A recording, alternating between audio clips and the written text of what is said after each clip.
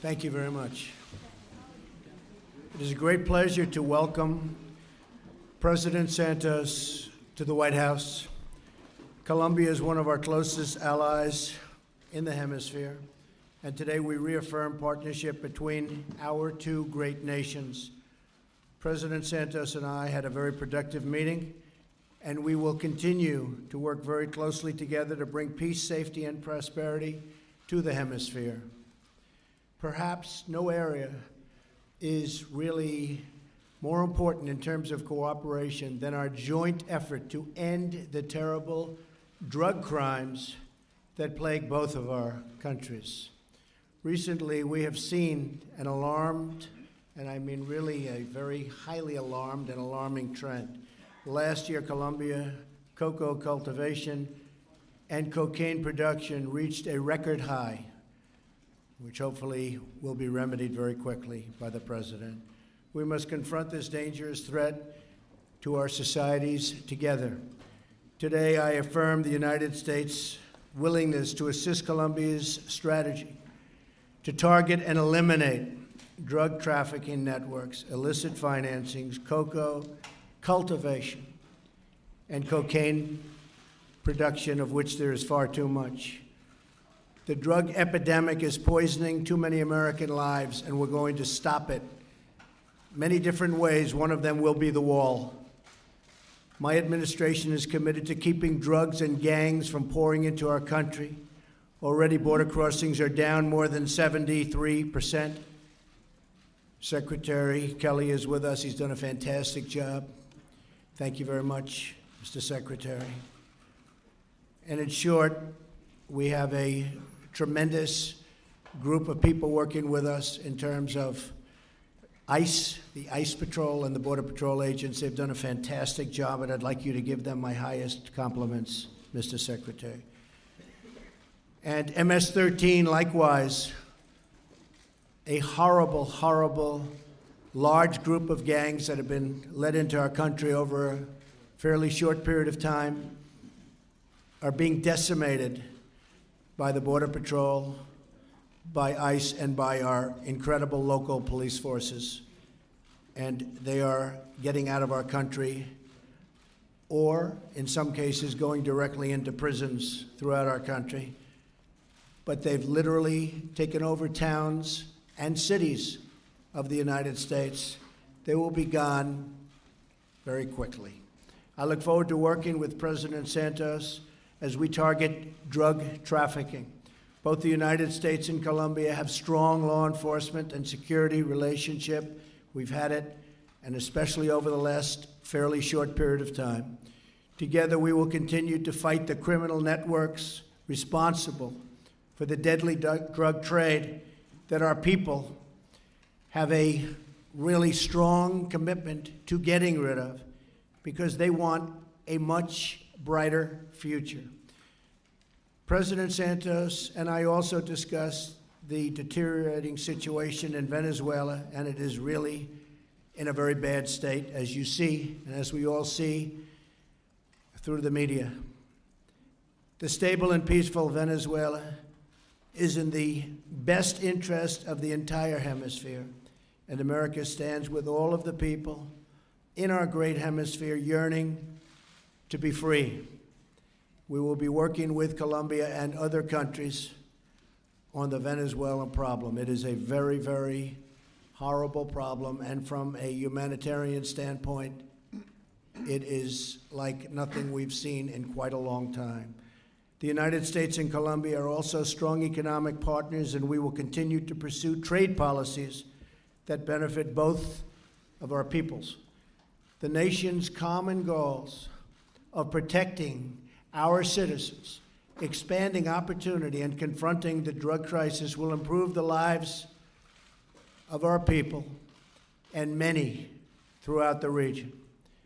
So many people are being so horribly affected by what's going on in terms of violence and in terms of drugs, and we're going to take care of the situation, and we've both agreed to take care of it strongly and quickly. President Santos, it was an honor to meet with you and your entire group of representatives, very talented people indeed, who have been working with us and my representatives. And I look forward to many more productive meetings, such as the one we just had. I'd like to thank you very much for being at the White House, being our guest, and I'd like to congratulate you on winning the Nobel Peace Prize. It's a very great achievement. Thank you very much.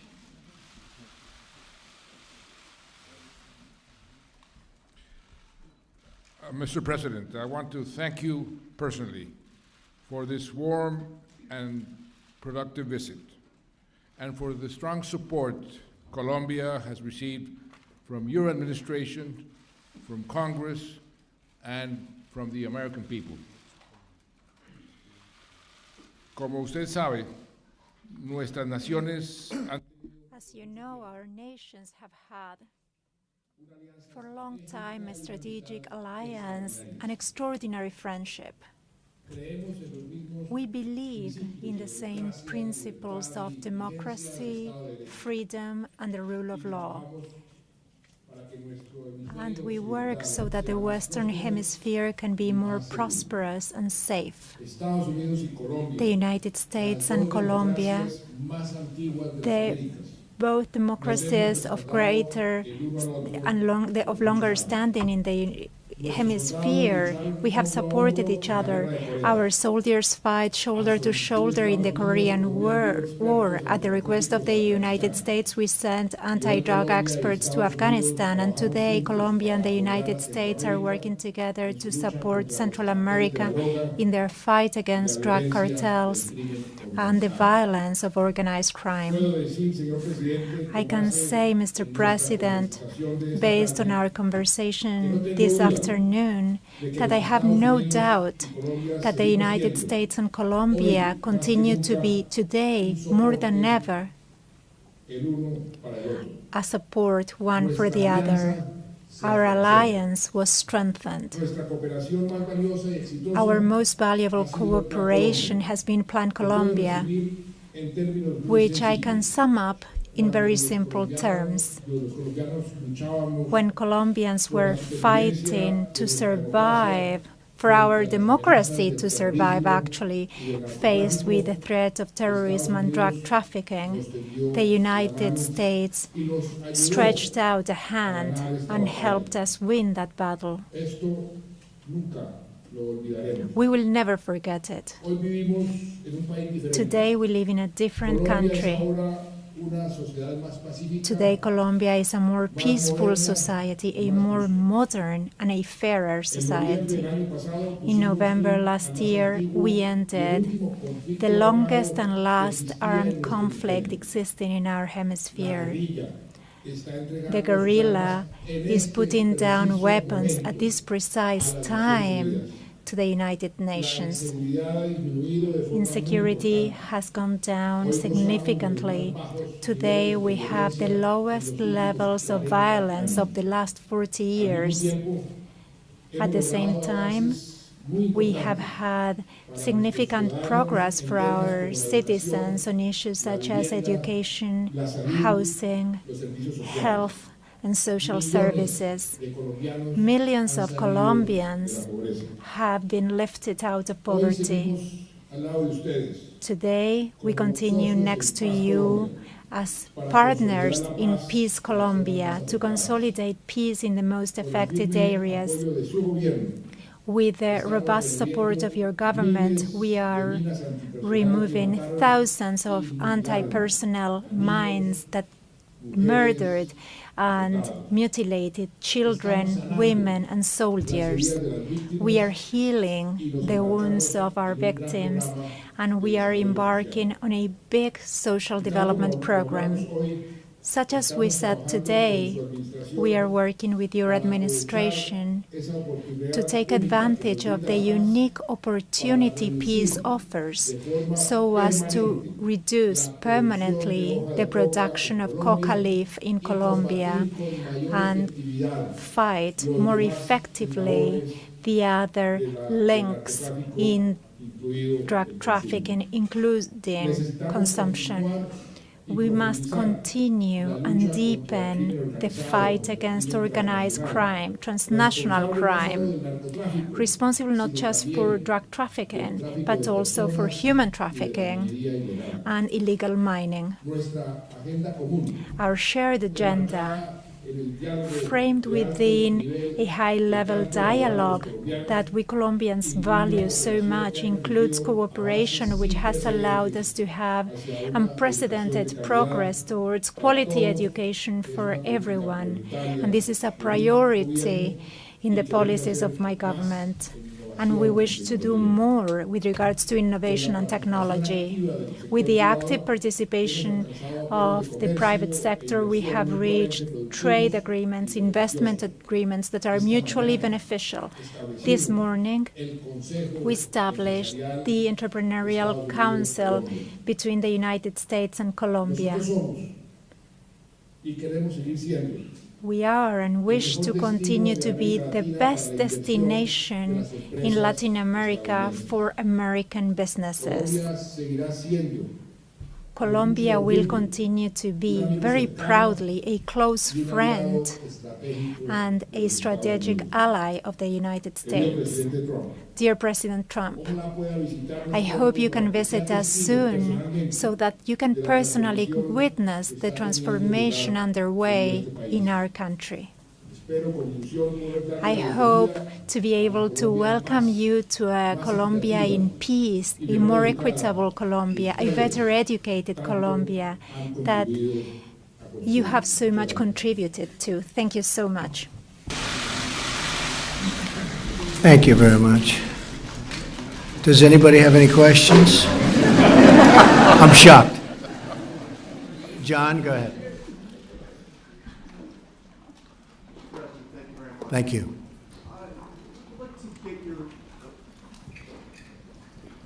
Mr. President, I'd like to get your reaction to Deputy Attorney General Rod Rosenstein's decision to appoint a special counsel to investigate the Russian interference in the campaign. Was this the right move, or is this part of a witch hunt?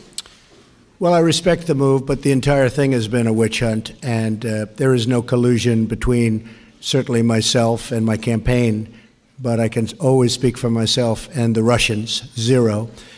I think it divides the country. I think we have a very divided country because of that and many other things. So I can tell you that we want to bring this great country of ours together, John. And I will also say very strongly, we've had tremendous success. You look at our job numbers, you look at what's going on at the border, as we discussed before, you look at what will be happening, you're going to see some incredible numbers with respect to the success of General Mattis and others with the ISIS situation. The numbers are staggering, how successful they've been, the military has been. Tomorrow, as you know, I'm going to Saudi Arabia, going to Israel, we're going to Rome, and we have the G7. We have a lot of great things going on. So I hate to see anything that divides. I'm fine with whatever people want to do, but we have to get back to running this country really, really well. We've made tremendous progress in the last 100 and some odd days, tremendous progress. And you see job numbers, you see all of the production that's starting, plants starting to open again, haven't been open in years. I'm very proud of it. That's what I want to be focused on, because believe me, there's no collusion. Russia is fine, but whether it's Russia or anybody else, my total priority, believe me, is the United States of America. So thank you very much.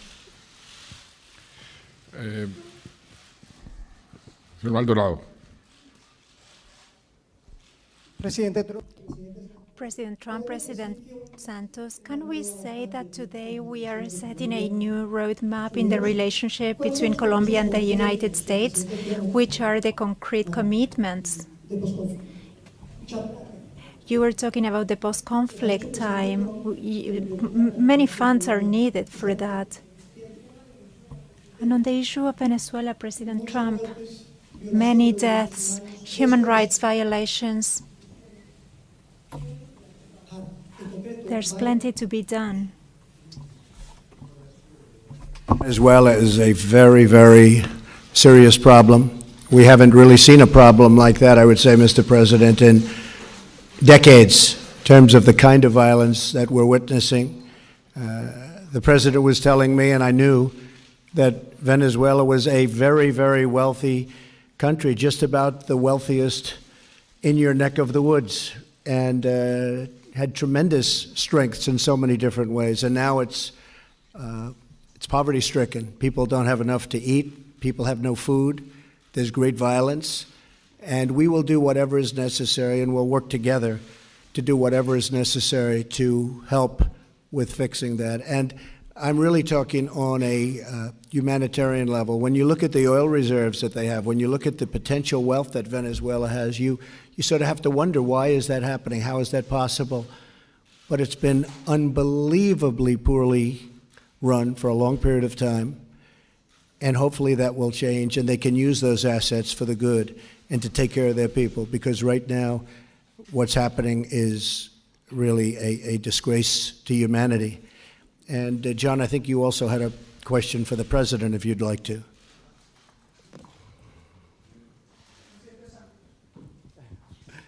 Does he have another one? Yeah. His question about the commitment. Mire, el compromiso. The commitment on President Trump's side and his administration was shown through the approval of the budget, that for Colombia means an increase in the support to fund the post-conflict era. Last night, we received from a very important organization, the Atlantic Council, a report which includes both parties, presided by a Republican senator and a Democrat senator, with a roadmap recommending the governments of the United States and Colombia to follow. This morning, we established this Entrepreneurial Council, United States-Colombia, so that the private sector can also have a voice in that roadmap. This means we are working together on every front that can be convenient for both countries. We will continue to work together. We have ratified that commitment today during our conversation. And as I said before, we have the best of relations with the United States. We are strategic allies in the region, and we will continue to be so. Thank you, Mr. President. President Santos, to you. You heard President Trump say that critical to stopping the flow of drugs into the United States will be the wall that he wants to build on the Mexican border. Do you agree with him? Would that wall be a step, a positive step and a step towards reducing the flow of drugs across the border? I believe that the best way to fight the drug trafficking is by collaborating. This is not a problem of Colombia only or a problem of the United States only. It's a world problem. And we have to all work together. We declared the war on drugs 40 years ago. The world declared the war on drugs, and it's a war that has not been won. So we must be more effective and more efficient. Now, we are doing a very big effort because of the peace process to have a new strategy, carrot and stick. Stick, by forced eradication, we have already eradicated this year only 15,000 hectares, which is the whole volume that we eradicated last year, and we're starting to eradicate, to substitute voluntarily through a program where the peasants, and we have 80,000 families already in the program, that they are going to substitute for legal crops.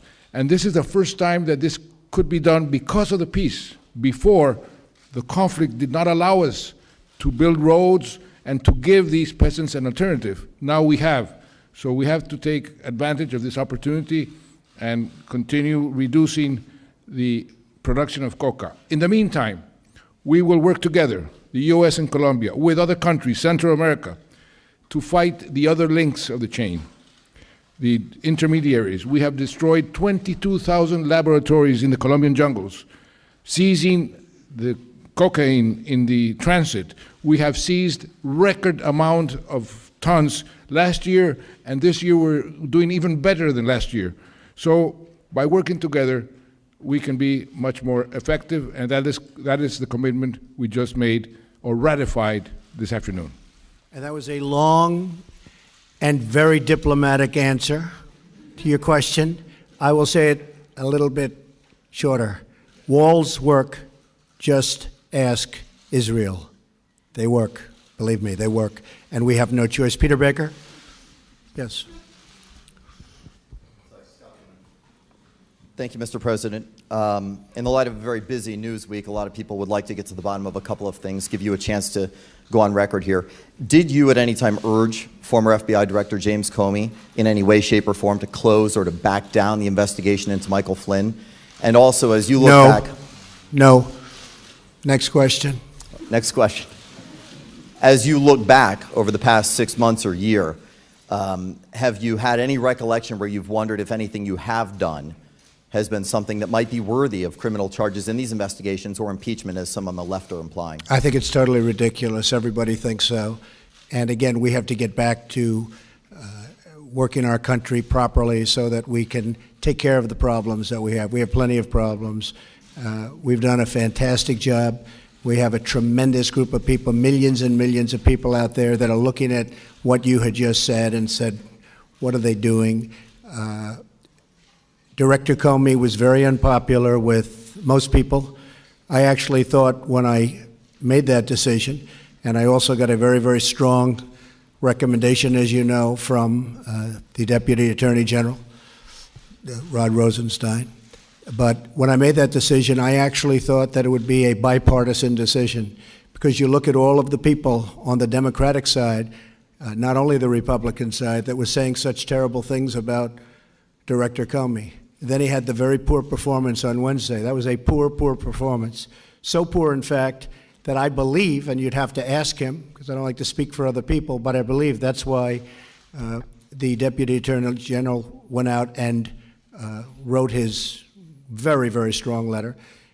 And then on top of that, after the Wednesday performance by Director Comey, you had a person come and have to readjust the record, which many people have never seen before, because there were misstatements made. And I thought that was something that was terrible. We need a great director of the FBI. I cherish the FBI. It's special. All over the world, no matter where you go, the FBI is special. The FBI has not had that special reputation with what happened in the campaign, what happened with respect to the Clinton campaign, and even, you could say, directly or indirectly, with respect to the much more successful Trump campaign. We're going to have a director who's going to be outstanding. I'll be announcing that director very soon, and I look forward to doing it. I think the people in the FBI will be very, very, very, very thrilled. And just in concluding, we look forward to getting this whole situation behind us, so that when we go for the jobs, we go for the strong military, when we go for all of the things that we've been pushing so hard and so successfully, including health care, because Obamacare is collapsing. It's dead. It's gone. There's nothing to compare anything to, because we don't have health care in this country. You just look at what's happening. Aetna just pulled out. Other insurance companies are pulling out. We don't have health care. Obamacare is a fallacy. It's gone. We need health care. We need to cut taxes. We're going to cut taxes. If I get what I want, it'll be the biggest tax cut in the history of our nation. And that's what I want. It's going to bring back companies. It's going to bring back jobs. We lost so many jobs and so many companies to countries that are not so far from you, Mr. President.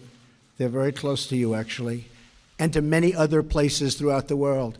We're going to change that. We're going to have expansion. We already do. You look at what's happening with Ford and with General Motors in Michigan and Ohio.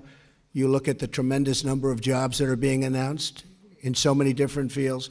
That's what I'm proud of, and that's what we want to focus our energy on. The other is something I can only tell you. There was no collusion, and everybody, even my enemies, have said there is no collusion.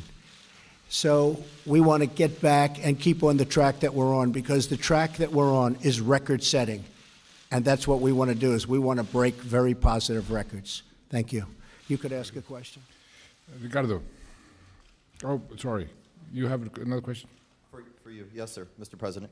My question is, as someone who led a nation that's really done a lot of rebuilding and had to rebound from an epidemic of crime and drugs over quite a many years, what do you make of Mr. Trump's America First policy? And further, you've had a tough time with conservative radio, sometimes been called a punching bag, and you said you have to persevere. I'm curious if you've given any advice to President Trump on how to do so. I don't think I'm in a position to give any advice to President Trump. He can take care of himself. What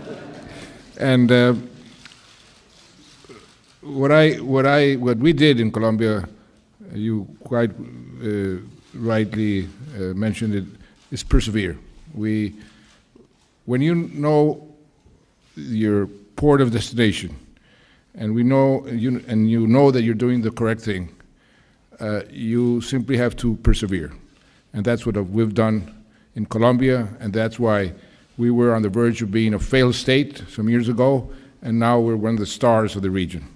And that's through hard work, perseverance, and clarity of your objectives.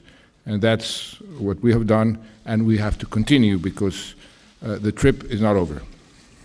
Ricardo Ávila.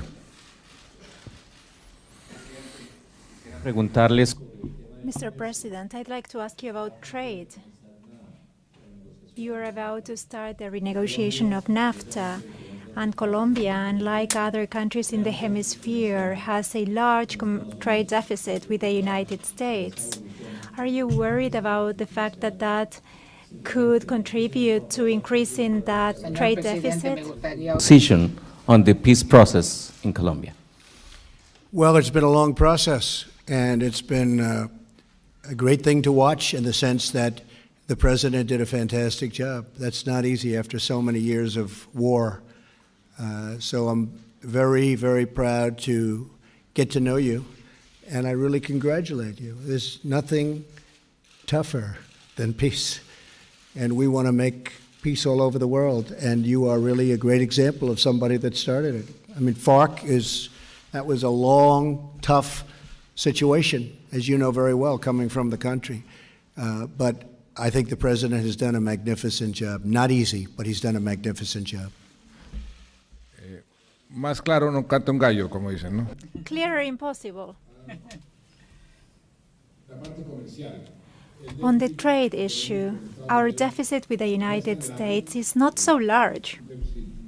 It is a moderate deficit, which of course both countries will try to increase the volume of trade in both directions, and investments also in both directions. Colombia is becoming an important investor here in the United States, and this is something not many people know, but we have considerable investments in the United States.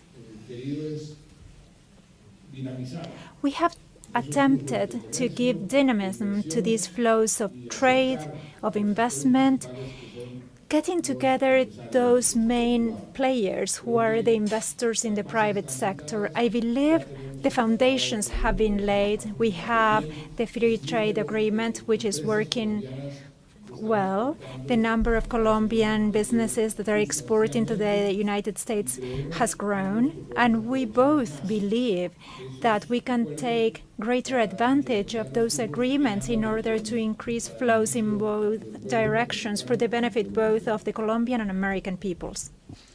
Thank you very much, everybody. Thank you. Thank you.